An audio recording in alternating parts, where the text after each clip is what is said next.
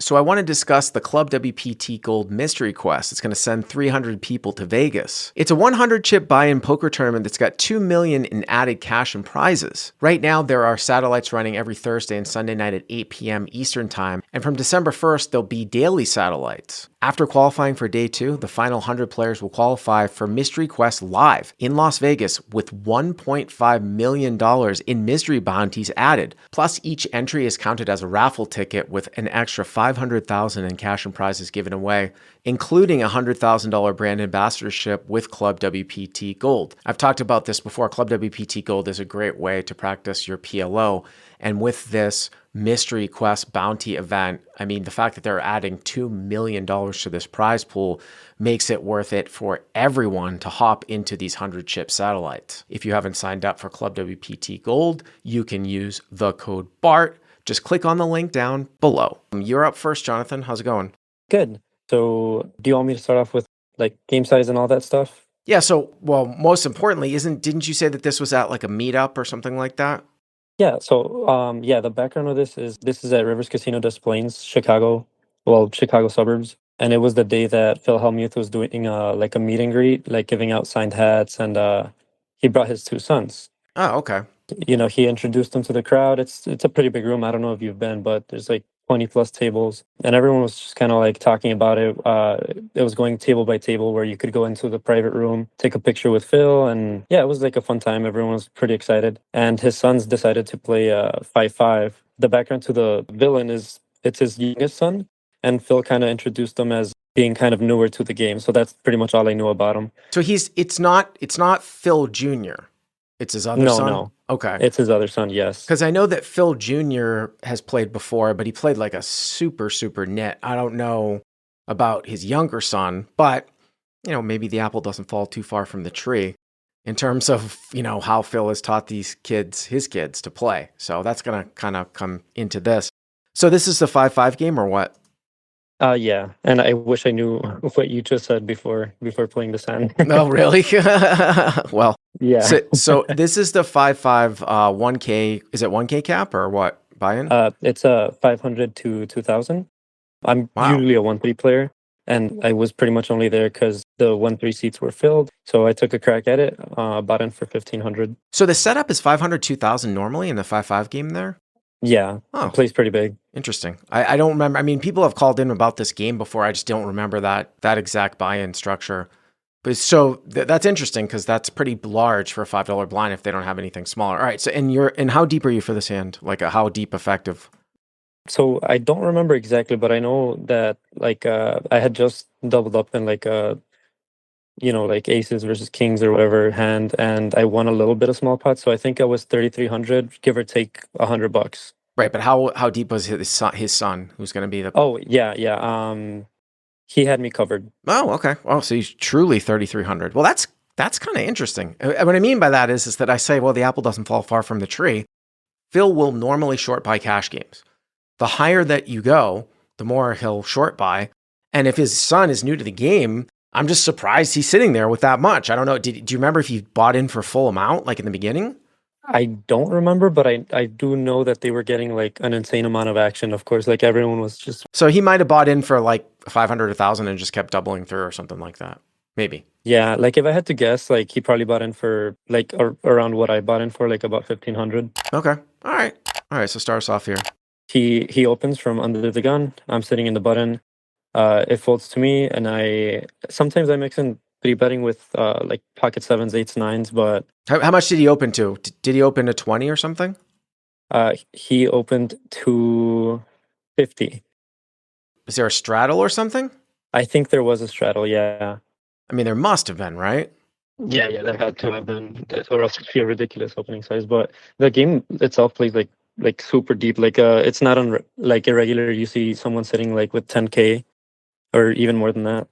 So he opens to 50, and we'll call it under the gun, but whatever, +1, whatever you want to call it, the straddle's in Yeah, front. probably. And you're on the button with? I have black pocket eights. All right, so 8 of clubs, 8 of spades. Okay, and what do you do? I just call.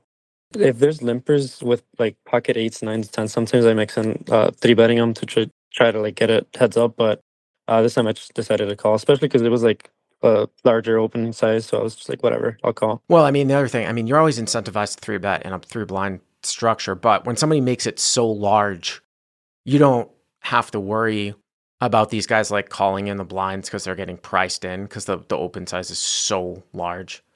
Yeah, it kind of threw me off because no one was opening like that Right. big. Maybe, but like kind of leveled myself into thinking, okay, doesn't actually mean he has a premium because everyone was giving these guys action. So maybe he just was trying to, like he knows, oh, they're gonna call 30, they're gonna call 50, sort of thing. All right, so you make the call, and then does it just go heads up?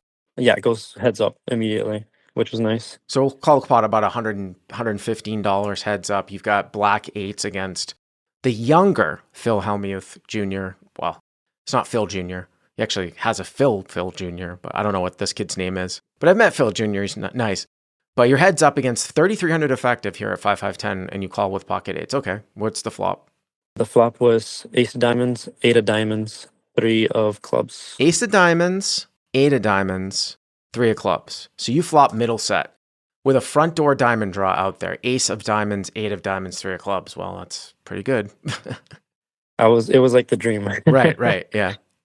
Yeah, so after thinking about Vegas and the Mirage, I was like, okay, what am I gonna do? How much am I gonna bet? He thought for like maybe 5 seconds, and then he checked to me. So UTG checks, because the only thing that I would say about this right off the bat here is that not always, but again, I don't know if you remember specifically, if he wasn't always opening to this type of huge sizing and he's a little bit green to the game, the assumption that I would make, it's not 100% correct, but it would almost be like I would be more apt to think that he has a hand that's like nines through queens than like ace king. If he's all of a sudden steadily like opening to 50 and he's somewhat new to the game, if we don't know, if we're making that assumption, he doesn't want it to go super multi-way. Like he doesn't want to play like jacks, like 6 ways. So he takes it for like a larger open size. And okay, you call, you flop a set, but there's an ace out there. So, and now he checks as opposed to bets. That's kind of how I would think about this hand right off the bat. I'm not saying I'm going to check it back. I'm not for slow playing. I'm just saying I actually think it's more likely that he probably doesn't have an ace than he does. And I think people would, what about pocket aces? Again, if he's varying his open size, it would just seem like 50 seems huge. Now, if he's just always opening to 50 and then he's opening like less than 1% of hands, I suppose it could just be, I guess all things are open. But that would be my initial take here. So under the gun checks, okay. Yeah, for sure. That was one of the things that like kind of ran through my head is the opening size was kind of weird, and I couldn't tell if it was like pseudo protection bet with like something like nines, tens, jacks, queens that doesn't really enjoy playing multi-way, or if it was just for another reason, I guess. But yeah, so I was super, super nervous at this time, of course. And I was just kind of wanting to take it down, to be honest with you. I tried to range him, and in my head, he had a lot of like flush draws or like ace X that was trapping, maybe like ace king with a king of diamonds, something like that. And I bet 150. 150? Holy shit. Well, I was like, I just want to take it down. Like, why? Why would you just want to take it down if he's got like jacks or queens or something like that? Again, I don't agree with what you just said though, because I said it before that this looks more to me like this is nines through queens. I don't know why he would trap with like ace king or something. I just think it's more likely when he checks on a board like this that he doesn't have an ace. Or sometimes someone has pocket aces, but the large sizing is kind of like weird to me for that. So, it's interesting. You can make a case that 150 is still going to get called by jacks, queens, something like that. But that's my opinion of the way that this hand is shaping out. I probably wouldn't have bet so much because I just don't expect him to check an ace all that much here in this particular spot. But okay, you bet 150. Yeah, I think it was just like the stakes playing into my head. Like if I was in like the usual game that I play, I probably would have bet something closer to like 2/3 pot or even like less than that, like half pot. Yeah, for some reason I had the mentality of I'm cool with taking it down right now. Well, but I mean, it's not PLO. It's not PLO, right? I mean, we have that in PLO. There's a lot PLO and Big O, double board bomb pots, which is a split pot game. There's a lot of situations in big bet split pot games or in PLO where you have absolutely no visibility with basically equity, and you do want to just take it down. You also want to take it down sometimes in tournaments too. But in this case, I wouldn't want to take it down. But okay, so you bet 150, he calls or what? Yeah, he thinks about it for like about 20 seconds and then he calls. And by the way, he can still have some of these sort of, lesser pairs. He could still have like queens or something. I mean, he's not going to just necessarily fold out now. I think once you go 150 and then if you bet like a large amount again on the turn, maybe he might release those. But all right, we put in 300 on the flop and now the pot is 415. So now I was like, okay, so he either has an ace or he doesn't believe me and he has something like kings, queens, or Right. maybe some sort of draw like jack 10 of diamonds, something like that. Jack 10 of diamonds was something that, especially after the turn action, I put him more on that than like a big pocket pair. But yeah, he calls and then the turn is the 8 of spades. Sorry, 9 of spades. I was gonna say the 8 of spades. Wait a minute. Oh, the nine of spades. All right. So I mean the front. I mean, you don't want to see a diamond here. I don't think. Not that it's not that you don't want to see a diamond in the sense that that you're going to be beaten. It's just I think you have less of a chance of getting called down. I think because if he does have something like nines through queens, if he's check calling you sort of to bluff catch, if the diamond comes in, now he doesn't beat you betting a diamond or ace X. Now, he could still have one diamond in his hand, but okay. So turns the 9 of spades, okay, and he checks again? Yep. And at this point, like I said, I was weighing him a lot towards either some sort of like flush drop now turned combo draw, like jack 10 diamonds, or maybe like an ace king, ace queen that puts me on something like ace 5, ace 6, since I just called them pre-flop. And he's just like in my head, I was thinking that maybe he might think that he was trapping me for some reason. Doesn't exactly make sense now that I think about it now and like with the things you said, but that was just kind of what was running through my head at the time. I don't know if I would. I mean, personally, I don't know if I would. I'm a little bit torn here. I mean, you could just say, all right, well, there's sometimes he does have some ace X here, and I'm just trying to target that like entirely. And so for that reason, I'm going to bet large here. I mean, that's the idea that I would have if he had bet the flop and you raised him and he called.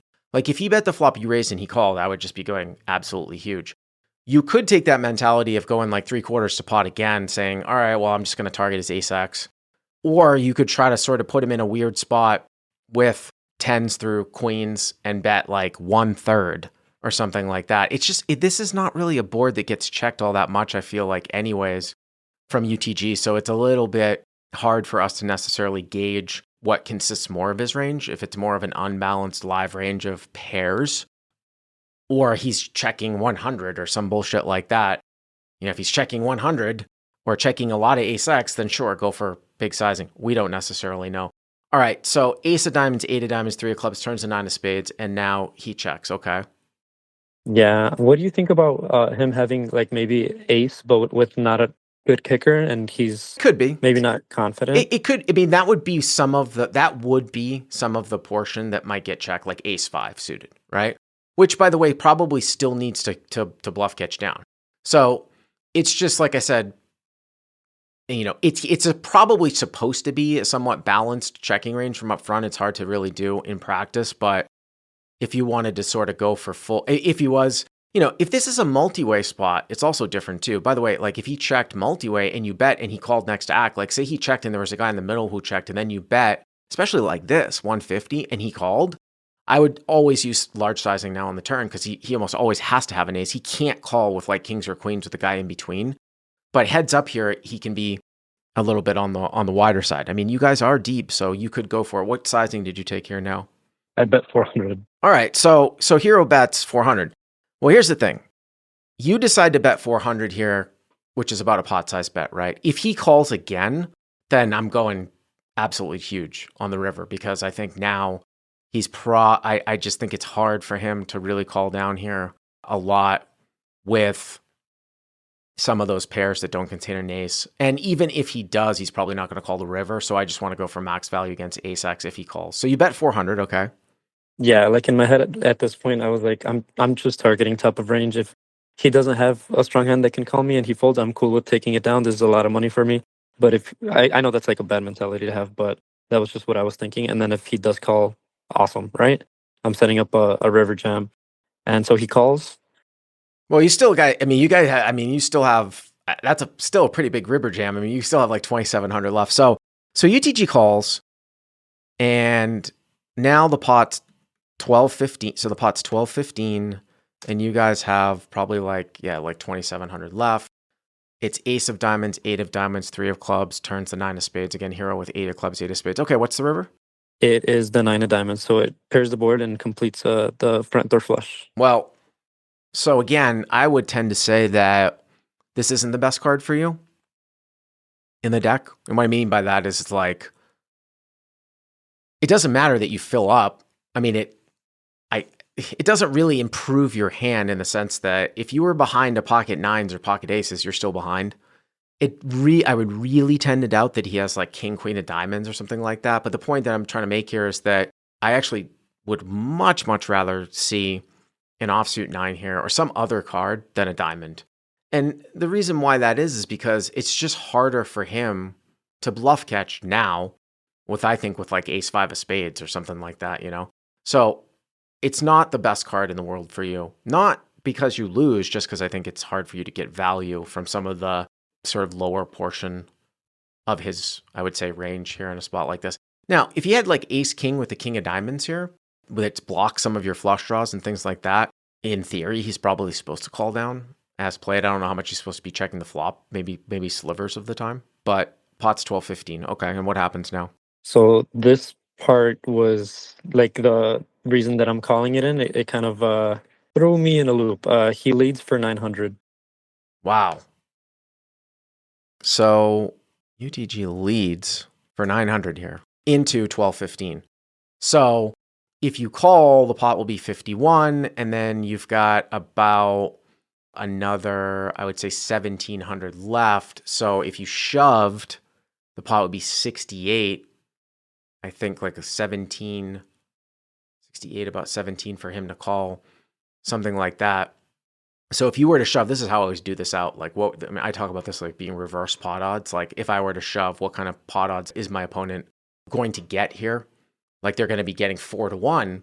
That's very enticing. Like if you only started the river here with like 1,400 instead of having say 2,600, the odds change just because your opponent's going to be getting such an incredible price with any type of holding that he might actually consider bet folding at the end. That's not the case here. You could even make the case, though, too, in this very, very extreme situation that he almost never has a flush draw here. Like this might just be like pocket aces or something that he doesn't know what he's doing and he feels like he needs to turn into a bluff like queens, kings with a diamond, which would be bizarre. But the equation for the math really changes here. Like if you just call, you only need to be good here we're getting 2.5 to 1. You only need to be good here 1 out of 3.5 times. But if you decide to jam, though, you need to be good way more than 50% of the time because the jam, you have to get called by worse. So that's a pretty big difference. There's a big difference between, say, having to be good 28, 29% of the time versus like 60% of the time. And I could legitimately see, it's not common to see somebody play like aces this way when you're betting so large.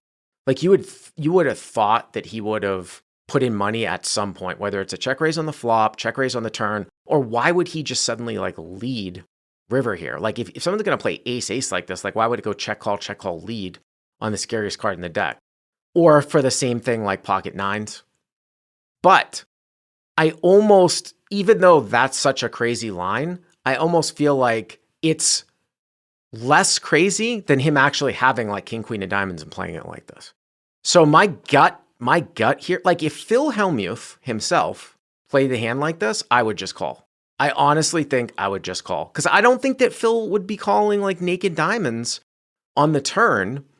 And even if he did call something on the turn, it would probably have to be in some form of a combo draw, like jack 10 of diamonds, queen 10 of diamonds. And I'm not sure if he calls the river if I jam.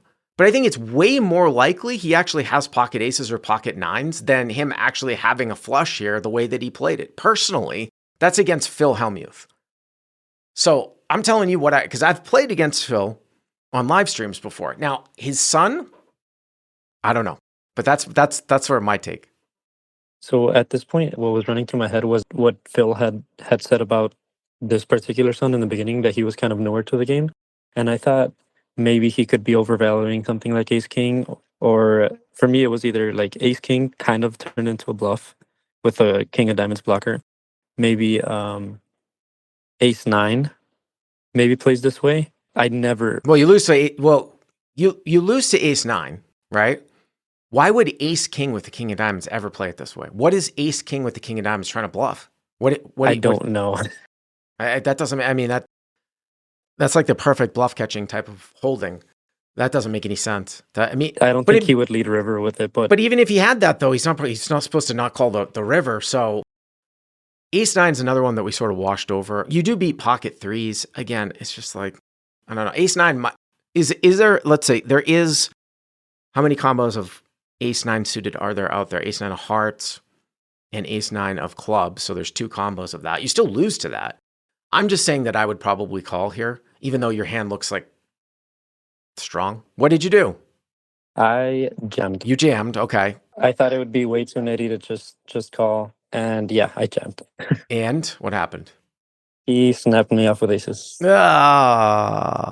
Snaps with ace. Well, this is just one of these ones where it's actually pretty.